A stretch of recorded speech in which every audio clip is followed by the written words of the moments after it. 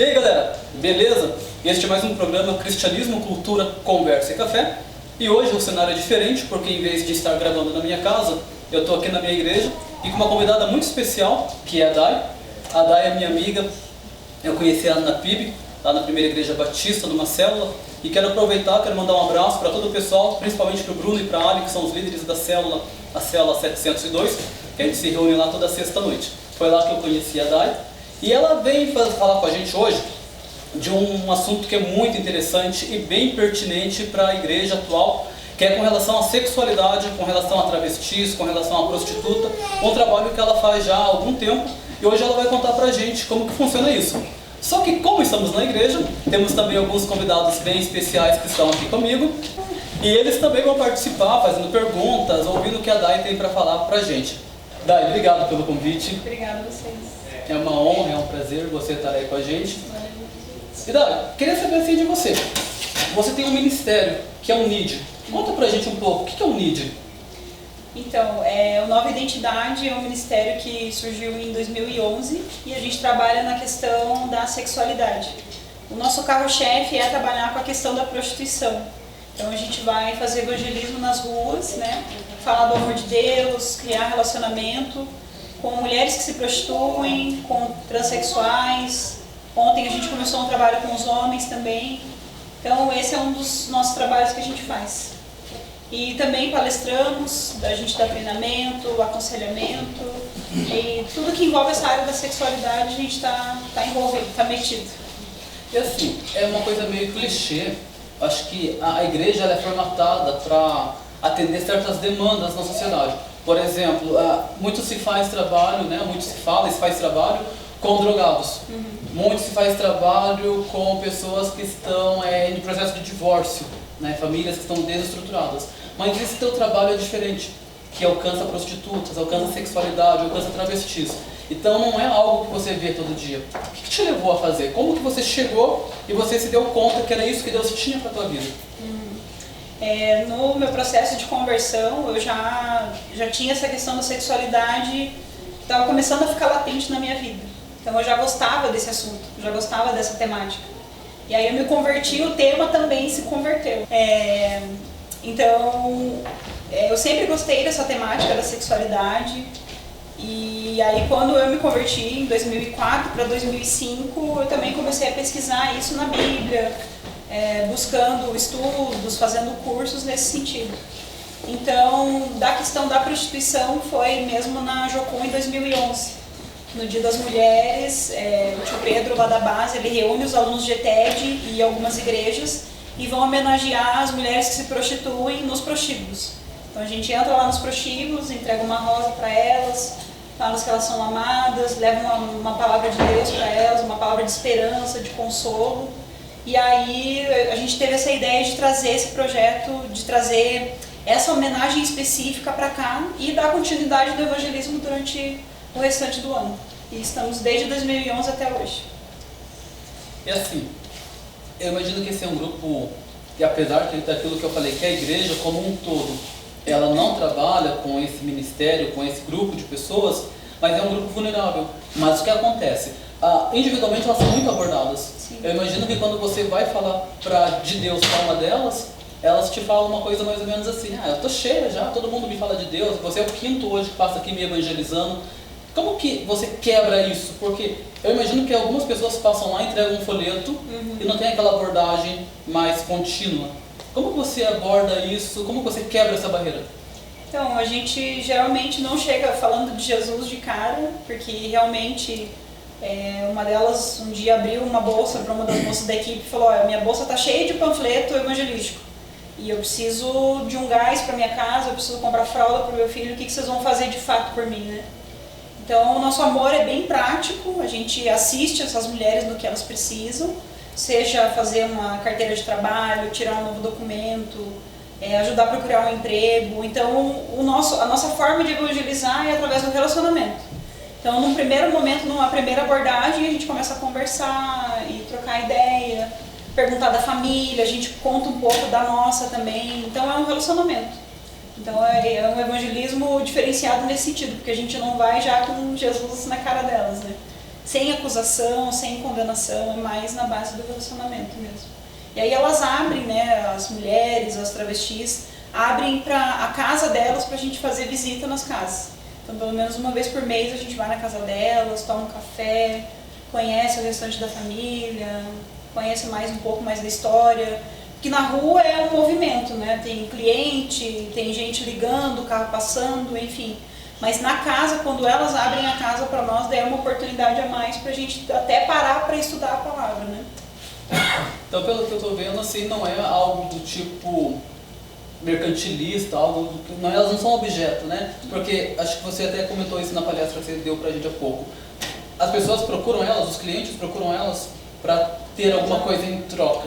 E às vezes parece que a igreja ou algumas pessoas que os evangelizam fazem a mesma coisa. Eles vão lá para... Eu quero que você me escute porque eu quero te dar Jesus. É uma relação de troca. Isso. E como você parece, ou o teu ministério, né, que você não está sozinha nisso, parece que é algo diferencial. Existe uma relação aí, né? Uma relação sem interesse. Eu acho que isso é um diferencial, né? Com certeza. Gente, alguém quer perguntar alguma coisa? Manda ver lá. Bom, assim, eu queria saber, pelos lugares que você tem passado, nas igrejas, ministrando, palestrando, como você tem visto que a igreja tem encarado isso? Como que a igreja tem procurado as soluções, quais têm sido? Se a igreja do Cristo mesmo tem se importado com isso, assim, qual a sua percepção com relação a isso, com relação à igreja? Eu acho que a nossa geração está sendo... um pouco privilegiada porque a gente está buscando mais saber sobre a sexualidade santificada, sobre pureza sexual, né? O que agrada a Deus na área da sexualidade. Porém, também é resultado da geração dos nossos pais e um pouco da nossa também, de pecados que estão pipocando, e daí está ruindo igrejas, está dividindo igrejas, dividindo liderança, acabando com vidas de líderes, né? Então, mas de fato a igreja tem procurado bastante. Infelizmente ainda se encontra um pouco de resistência, né? Que sexualidade é um assunto que tem que se tratar ou na escola, daí tem gente que terceiriza, tem pais que terceirizam. Ou entrega a educação dos filhos para a escola, ou o Google vai ensinar, menos os pais, que deveria ser a base, né? Para ensinar sobre sexualidade. Ou o casal daí não está dando conta, né? De vícios, de problemática, da dinâmica do casal, e aí não procura ajuda, porque daí a igreja também não tem toda essa assistência. Mas tem algumas igrejas que ainda resistem em falar do assunto, e aí começa a pipocar pecado, daí a galera vai e procura a gente. Mas o certo seria mesmo fazer um trabalho de prevenção e falar abertamente, porque não foi o diabo que criou a sexualidade. O sexo não é do diabo, o sexo é de Deus. Só que tem Só que tem um tempo e um modo determinado para todas as coisas, né? E celebrar a intimidade do casal, o relacionamento sexual é separado por matrimônio, por casamento. Uma criança, né, de repente acessar uma pornografia não é próprio para a idade. Então, na área da sexualidade, para tudo tem um modo e tem o tempo. Então, a gente gosta muito de trabalhar nessa questão da prevenção. Eu acho que a prevenção é o melhor remédio. Se você prevenir em casa, se você conversar em casa, se você conversar na igreja, o mundo não vai discipular lá fora. Sim. E não tem quem mude isso. Mas, graças a Deus, tem tido bastante abertura, assim, bastante procura. Graças a Deus. Eu queria saber que dica que você daria para uma igreja, por exemplo, se chega um casal de gay para o culto de mão dada. Por exemplo, foram criados na igreja, só que eles cresceram com aquela conversa entre os gays que Deus te ama assim do jeito que você é e não dá nada. E aí eles vão pro culto. Isso escandaliza, logicamente, todos da igreja que nunca foram ministrados sobre isso. Eu queria saber que conselho você daria para a igreja, como reagir com esse casal que fosse para o culto procurando mesmo a Deus, só que não querendo largar o pecado. Isso com certeza quem ministra é o Espírito Santo, só que às vezes a igreja não sabe como reagir.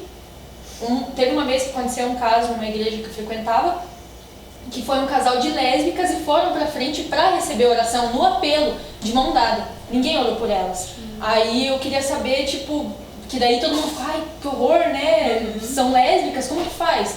Porque todos têm pecados, né? Uns ocultos o pecado e outros expostos, né? E, eu queria saber de uma dica, assim, que dê pra dar para as igrejas mesmo, de como reagir quando isso acontecer, porque provavelmente vai acontecer mais vezes, né? Com certeza. Ai, que difícil. Tem coisas que nem eu consigo responder mais. Por exemplo, se elas estão de mão dada, é um direito delas. Porque a pessoa tem direito de ser homossexual e um direito de ser heterossexual. Mas ela também tem o direito de abandonar a homossexualidade.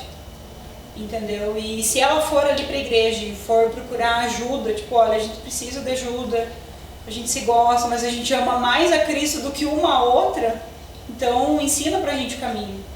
Mas agora, se elas estão ali de mão dada, na boa, deixa assim mesmo. Por exemplo, agora se elas ficarem se agarrando e se beijando no meio do culto, até para um casal heterossexual, né, teria que se chamar a atenção. Mas se elas estão de mão dada e se elas não querem mudar, né, deixa continuar frequentando. Quem somos nós para dizer o que ela deve fazer ou não?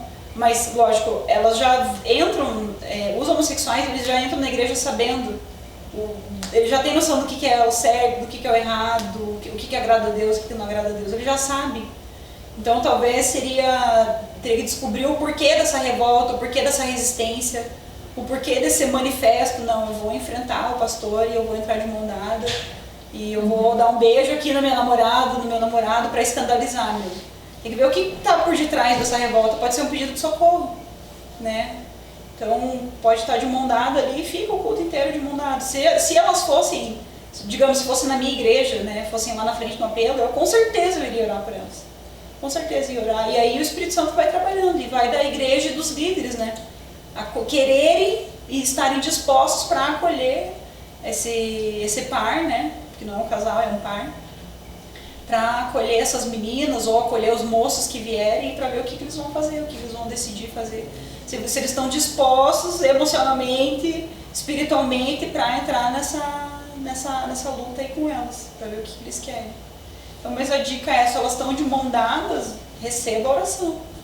São tão pecadores quanto a gente tem casal de heterossexual que está de mão dada dentro da igreja, acaba o culto, ele vai para o motel transar, você entendeu? Vai lá, acaba o culto, vai para a farmácia, compra uma camisinha e vai transar com a namorada. Ele não é casado, não é aliançado.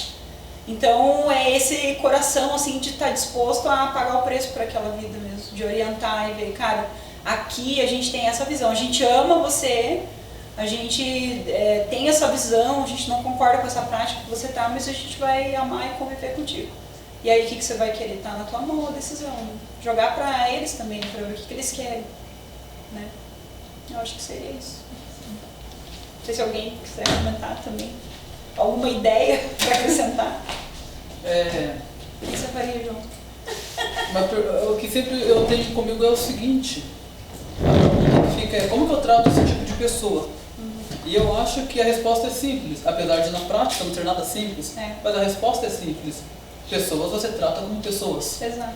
Então não é um bicho que entrou na igreja, não é um ser de outro mundo, não é algo sobre... são pessoas, são pessoas. Como você trata o drogado? Como pessoa. Sim. Como você trata o travesti? Como pessoa. Todas as necessidades que ele tem. E pessoa precisa de atenção, de afeto, de carinho, precisa de um abraço, Respeito. de respeito. Da mesma forma que eu queria ser tratado, que eu quero ser tratado, eu deveria tratar essas pessoas. O problema é que a igreja não está acostumada a isso. Eu acho que o que acontece também é que a igreja não está acostumada por causa do quê? Tabu. A gente não fala isso. Acho que a primeira vez que eu escutei falar sobre sexualidade de forma clara e aberta foi na palestra que eu fui assistir você falando. Durante 15 anos de fé eu não tinha escutado isso. Não da forma como você colocou. Na verdade, sim, teve uma vez que foi feita uma palestra, mas era só para casal e fechado. Então, na verdade, eu estou de sexualidade, mas dentro do contexto do casamento. E agora, falar estes assuntos nessa profundidade de forma clara e aberta, a igreja não fala. E aí, se a igreja não fala, a gente não sabe o que faz.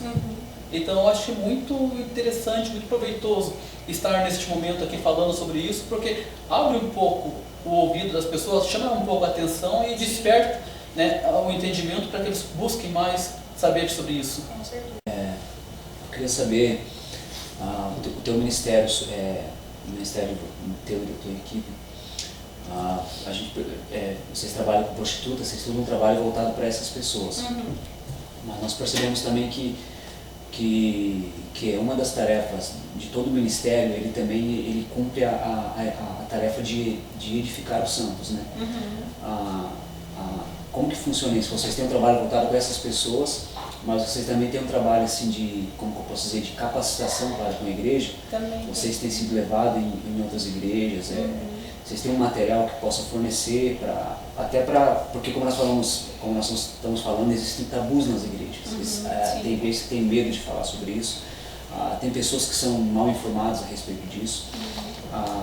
E nós percebemos também uma carência na igreja de pessoas que se levantem também para destravar muitas vezes nas igrejas. Nós percebemos na história que, por exemplo, muitas vezes quando Deus levanta um homem para determinado ministério, ele não atua só naquilo.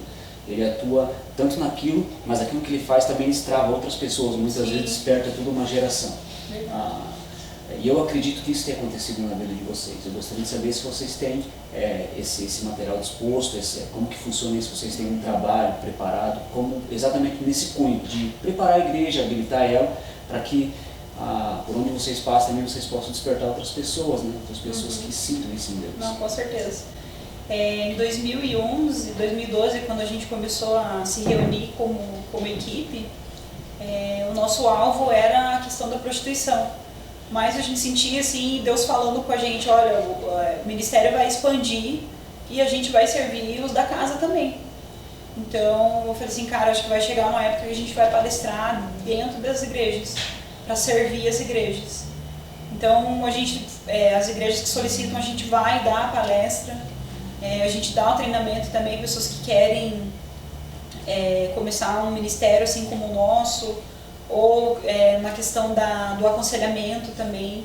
A gente ainda não tem material, mas esse ano, em nome de Jesus, a gente vai começar a produzir material, vai começar a escrever, quem sabe ano que vem colocar, né, em forma de cartilha, em forma de... Não sei como que a gente vai fazer isso, mas cartilha para trabalhar com crianças, questão da prevenção de abuso, exploração sexual, cartilha da questão do tráfico humano, como conversar com adolescentes, como fazer na questão da homossexualidade, como conversar com uma mulher que se prostitui, um homem que se prostitui. A gente quer fazer material nesse sentido e a gente dá também o treinamento para pastores, para líderes que querem, né, auxiliar suas ovelhas, né? Então material escrito a gente ainda não tem, a gente tem por enquanto palestra e disposição para sentar e compartilhar um pouco do que a gente tem vivido, do que a gente tem... Dai, assim, não sei, eu queria saber de você. O que você acredita, mais uma opinião pessoal mesmo, por que quando toca no pecado, que é na área que você atua, que é o pecado de sexualidade, isso é visto de uma forma tão mais violenta dentro da igreja, ou visto com tão maus olhos?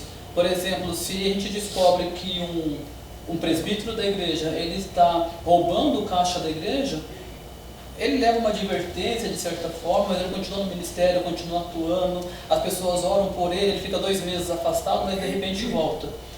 Mas agora a gente tem casos de muitos ministros de Deus, homens de Deus que pregavam, que estavam na frente do ministério, e quando se descobre que ele caiu ou em adultério, ou com prostituição, ou pornografia, aquela pessoa é excluída, e parece que ele nunca mais tem a chance de voltar. Nunca mais tem a possibilidade de voltar. A gente não precisa citar nomes, mas grandes homens, grandes nessa questão assim, terrena falando, grandes homens que tinham ministério, assim, que eles tinham tudo para atacar fogo no Brasil e fazer com que as pessoas, muitas, viessem para Cristo, caíram nesse pecado, e daí a igreja esquece, abandona essas pessoas. Por que isso acontece, na sua opinião? Estou sem resposta. Você me abraçou sem me abordar. Cara, eu acho que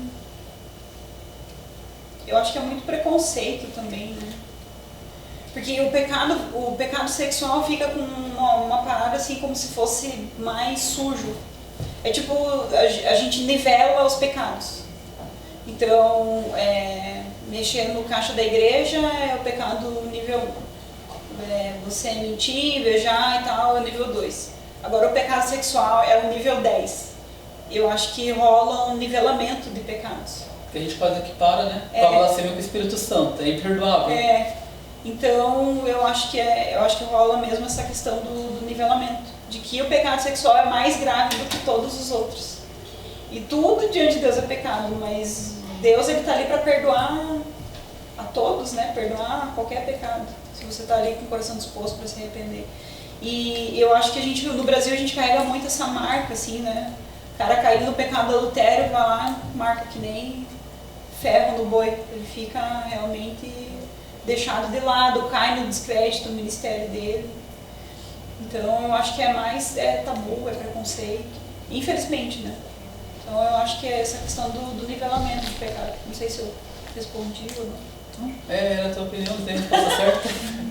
E assim, Dai, pra gente finalizar, queria que, porventura, de repente a gente coloca o título no YouTube e muitas pessoas vão assistir, inclusive pessoas que praticam homossexualidade ou pessoas que estão vivendo numa vida de prostituição. Então eu queria que você deixasse uma mensagem para elas, uma palavra para elas com relação ao teu ministério, com relação ao que Deus tem para a vida delas. Gostaria que você falasse isso para elas, tudo bem?